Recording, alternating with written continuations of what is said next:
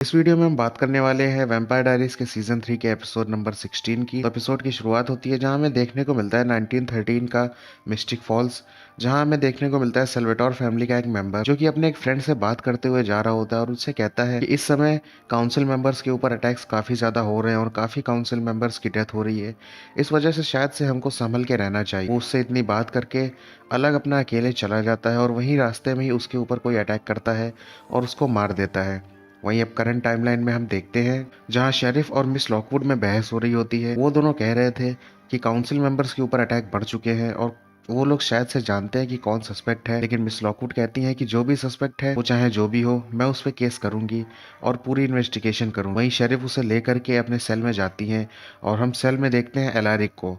एलारिक जैसे ही उठता है वो घबरा जाता है और सोचता है कि वो यहाँ पर क्या कर रहा है। एलारिक वहाँ पर काफी ज्यादा कंफ्यूज होता है और तभी वहाँ पर शेरिफ आ जाती है डेमन के साथ में। एलारिक उन दोनों से काफी कहता है कि उसने किसी को कुछ नहीं किया और कोई मर्डर नहीं किया है, जिस पर डेमन भी उसके साथ में बोलता है कि हाँ, एलारिक किसी का मर्डर नहीं कर सकता। लेकिन मिस लॉकवुड बोलती है कि वो चाकू लेकर के फेल के ऊपर अटैक करने वाला था, तभी फेल ने उसको शूट किया। लेकिन एलारिक कहता है कि वो चाकू उसे फेल के ही कबर्ड से मिला था और फेल ही असली मर्डरर है, ना कि एलारिक।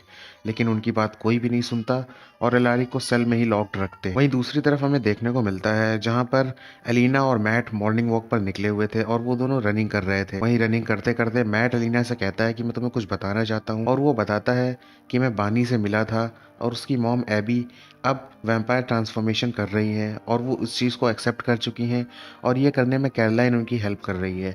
एलिना काफ़ी ज़्यादा बुरा फील करती है और कहती है कि अगर मैं किडनैप ना होती तो उनके साथ में इतना कुछ बुरा नहीं होता। वहीं थोड़ी देर में एलिना के पास डेमन का कॉल आता है और डेमन बताता है कि एलैरी को मर्डर का सस्पेक्ट बना करके पुलिस स्टेशन में लॉक करके रखा हुआ है। ये बात सुनकर एलिना काफी घबरा जाती है और काफी तेजी से पुलिस स्टेशन की तरफ बढ़ने लगती है और वो पुलिस स्टेशन पहुंचकर वहां पर डेमन से मिलती है और उससे कहती है कि क्या तुम इसको लेकर कुछ करने वाले हो, जिस पर वो कहता है कि मैं इस चीज को खुद ब खुद देख लूंगा और क्योंकि शेरिफ नहीं चाहती कि मैं इसमें इन्वॉल्व रहूं तो तुम्हें इस चीज से दूर रहना चाहिए और मैं इसको खुद ब खुद कंट्रोल करने का कुछ तरीका निकाल लूंगा। एलिना वहां से चली जाती है और डेमन भी अपने घर आता है। डेमन घर आकर स्टेफन को बताता है शायद से फिर से कोई सीरियल किलर आया है जो कि फाउंडर्स फैमिली के मेंबर्स को मार रहा है। स्टेफन कहता है कि ऐसा ही सेम 1912 में भी हुआ था।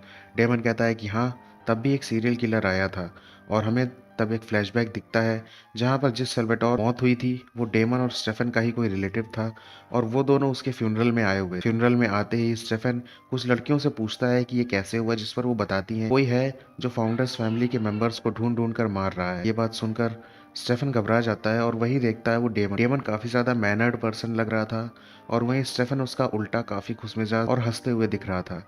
स्टेफन जा करके डेमन से कहता है कि तुम मुझे 50 साल बाद मिले हो, जिस पर डेमन कहता है कि तुमने मुझे वैम्पायर में कन्वर्ट कर दिया था, उसके बाद मेरी लाइफ में अकेला रहना ही रह गया है। वहीं स्टेफन उसका मूड ठीक करने के लिए उस रिंग पर चलने को ऑफर करता है। डेमन स्टेफन के साथ में चला जाता है और वहीं प्रेजेंट सीन में हम देखते हैं जहां पर स्टेफन ने डेमन को फिर से ड्रिंक पर चलने के लिए ऑफर किया और वो दोनों जाते हैं मिस्टर ग्रिल्स। मिस्टर ग्रिल्स में वो लोग देखते हैं जहां पर रेबेका मिस लॉकवुड से बैठकर बात कर रही थी। रेबेका मिस लॉकवुड से पूछती है कि इस टाउन में कितने ओल्ड ट्रीज हैं और क्या उनका कोई रिकॉर्ड है, जिस पर मिस लॉकवुड कहती है कि हमारी लॉकवुड फैमिली इन सब चीज़ों पर ध्यान नहीं देती और वैसे भी टाउन में जितने ओल्ड और बड़े ट्रीज थे उन सबको 90s के टाइम पर काट कर घर बना लिए गए थे। ये सुनकर रेबेका थोड़ा रिलैक्स्ड होती है और वहीं मिस लॉकवुड बताती हैं कि लकड़ियों का कारोबार सिर्फ और सिर्फ सेल्वेटोर फैमिली ही संभालती, तो ये बातें उन्हें ही ज़्यादा अच्छे से पता हो। वहीं दूसरी तरफ डेमन और स्टेफन बात कर रहे थे उस सीरियल किलर के बारे में और ये बात सुनकर वो पहुंच जाती है रेबेका डेमन और स्टेफन के पास। वहां जाकर वो उनसे कहती है कि 1912 के टाइम पर कौन था जो एक साइकोपैथिक किलर था।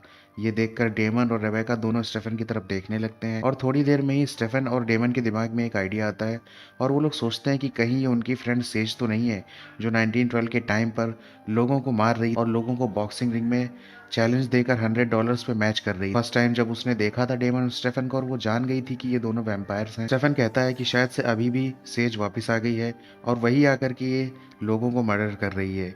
वहीं दूसरी तरफ हम देखते हैं जहाँ पर फिल का पीछा कर रही होती है एलिना। एलिना फिल के पास जाकर कहती है कि तुम आखिर एलारिक को क्यों फंसाना चाहती हो, जिस पर फिल कहती है कि मैं अपने एक ऑपरेशन के बीच में हूँ और मुझे ज़रूरी काम है। वो वहाँ से जाने लगती है, लेकिन एलिना उसका पीछा नहीं छोड़ और उससे बार-बार सेम क्वेश्चन कर रेबेका एलिना से कहती है कि तुम्हें जितना लगता है एलारिक उतना अच्छा नहीं है। उसकी वाइफ ने इज़ाबेल ने उसके ऊपर काफ़ी सारे केस किए थे, लेकिन शादी होने की वजह से उसने वो केसेस वापस ले लिए। उसने 2 मर्डर्स किए थे, वो में भी शामिल हुआ था और वो काफ़ी ज़्यादा बुरा इंसान। लेकिन एलिना कहती है कि एलारिक उतना बुरा नहीं है जितना तुम्हें लगता है, जिस पर वो कहती है कि तुम वैम्पायर्स को डेट करती हो और अगर तुम्हारा जो गार्जियन है वो किसी को मार दे तो शायद से ये तुम्हारे लिए बड़ी बात नहीं। और इतना कहकर फिल वहां से चली जाती है अपने घर के अंदर। वहीं उसके घर के बाहर मैट और एलिना छुपकर वेट कर रहे होते हैं फिल के बाहर जाने का। फिल के निकलते ही वो दोनों उसके घर में चले जाते हैं और डॉक्यूमेंट्स जितने भी हैं उन सबको इन्वेस्टिगेट करने लगते हैं। वो एलारिक की काफी रिसर्च भी देखते हैं और वो देखकर वो समझ जाते हैं कि एलारिक ने कुछ नहीं किया है। तभी तभी फिल वहां आ जाती है और फिल के आते ही मैट और एलिना छुप जाते हैं कबर्ड के अंदर। उन्हें लगता है कि फिल वापस जा चुकी है। जैसे ही वो कबर्ड से बाहर आते हैं फिल उनके सामने खड़ी होती है और अब दूसरे ही सीन में हम देखते हैं जहाँ पर फिल ने एलिना और मैट को पुलिस स्टेशन पहुंचा दिया था शेरिफ के पास। शेरिफ उन दोनों को देखकर काफी परेशान हो जाती है और कहती है कि मैं तुम लोगों को इतना नहीं बचा सकती। इस पर एलिना कहती है कि हमें सबूत मिल चुके हैं कि एलारिक बेकसूर है। ये सुनकर शेरिफ कहती है कि हाँ, फिल ने मुझे ये सबूत पहले ही दे दिए हैं और एलारिक छूट जाएगा। शेरिफ कहती है कि तुम लोगों को इन सब मामलों से दूर रहना चाहिए और तुम्हें अपने घर जाना चाहिए। शेरिफ काफी ज्यादा गुस्सा करती है और उन लोगों को घर भेज देती है। वहीं दूसरी तरफ हम देखते हैं जहाँ पर रेबेका, स्टेफन और डेमन बैरकेड बात कर रहे थे सेज के बारे में और डेमन बताता है कि कैसे वो सेज से मिला और सेज ने उसे हंट करना सिखाया और परफेक्ट लड़की चूज करना सिखाया। डेमन उन्हें बताता है कि सेज ने किस तरह से उसे बताया था कैसे एक लड़की को चूज करो और उसको हिप्नोटाइज करके उसको अपनी आदत डलवाओ और उसी पर फीड करो और उसको हंट करो। वहीं दूसरे सीन में हम देखते हैं जहाँ पर स्टेफन की हालत काफी ज्यादा खराब हो चुकी है क्योंकि वो काफी समय से ब्लड नहीं पिया था। ये देखकर डेमन उसे कहता है कि तुम्हें किसी को ढूंढकर उस पर फीड करना चाहिए वरना तुम्हारी हालत और भी ज्यादा खराब हो जाएगी। लेकिन स्टेफन अपने एडिक्शन के डर से ये करने से मना कर देता है। रेबेका, डेमन और स्टेफन वहां से निकलते हैं। तभी वो एक लड़की को अकेला जाते हुए ये देखते ही डेमन जाकर उसे पकड़ लेता है और उसे हिप्नोटाइज करके उसका ब्लड पीने लगता है। उस लड़की का ब्लड निकलता देख स्टेफन अपना कंट्रोल खोने लगता है और वहां से आगे बढ़ने लगता है। रेबेका जाकर वो भी उस लड़की पर फीड करने लगती है और जैसे ही स्टेफन घबरा जाता है वहां से बढ़ने लगता है तभी डेमन आकर उसे पकड़ लेता है और जबरदस्ती उस लड़की के ब्लड के पास ले जाता है। कहता है कि तुम्हें इसको फील करना होगा और तुम्हें इस पर फीड करना होगा। स्टेफन अपना कंट्रोल खो देता है और एट द एंड उस पर फीड करने लगता है। स्टेफन इतना ज्यादा अनकंट्रोलेबल हो चुका था कि वो लगभग उस लड़की को मार ही देता, लेकिन डेमन ने उसको जबरदस्ती उससे हटाया और उसे धक्का मारकर बोला अब तुम इसे मार नहीं सकते। और ये चीज होने के बाद में स्टेफन की आंखें लाल थी और वो पूरे वैम्पायर फेस में कन्वर्टेड था। तभी वहाँ एलिना आ जाती है और देखकर उनसे कहती है कि तुम लोग पूरी रात भर यही करते रहे हो। एलिना उन लोगों की ये हालत देखकर काफी ज्यादा निराश हो और वहीं मैट उसे जबरदस्ती वहां से लेकर चला जाता है। डेमन और स्टेफन काफी ज्यादा शर्मिंदा थे अपनी इस हरकत से और एलिना ने उसे देख लिया। इस चीज से बहुत ज्यादा शर्मिंदा हो चुके थे दोनों। एलिना वहां से निकल जाती है और मैट एलिना के घर पहुंचकर उसे समझाने की कोशिश करता है।